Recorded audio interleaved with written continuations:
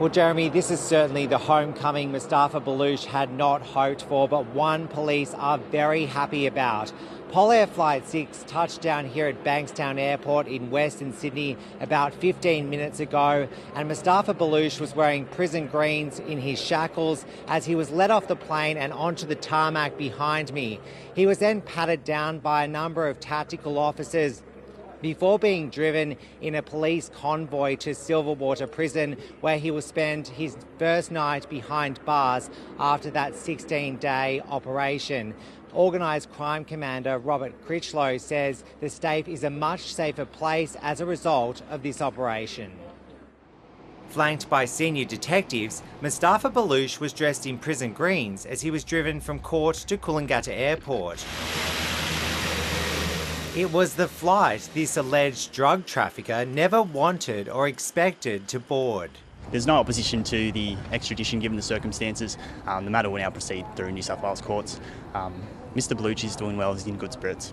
Wearing no shoes, the fugitive responsible for one of the biggest manhunts in recent history was marched across a tarmac and onto a plane for his long-awaited return to New South Wales.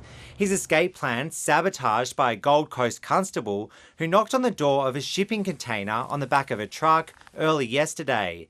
Mr Baluch knocked back, perhaps thinking it was someone else, but he was wrong. Armed police! Armed police! Hands up to the car! Hands up to the car! Today, there were more raids at the trucking company business owned by driver John Kitanovsky, who police allege helped with the getaway. And there are questions over why he was arrested in Grafton 8 hours after Mr Baluch was found. I'm sure Queensland Police did the best that they could, but ultimately what's more important is the outcome. Police intelligence suggests Mostafa Baluch was allegedly planning to sail from far north Queensland to Thailand before boarding a plane to Eastern Europe to connect with underworld friends. But those plans were thwarted, and instead the 33-year-old will trade his Northern Beaches mansion for a cell here at Silverwater Prison. When Mr Baluch was granted bail 3 weeks ago, he was facing charges over the alleged failed importation of $270 million worth of cocaine.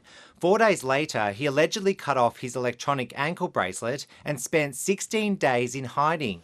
Tomorrow, he returns to court, where prosecutors will be hoping for a different outcome. Mark Reddy, ABC News, Sydney.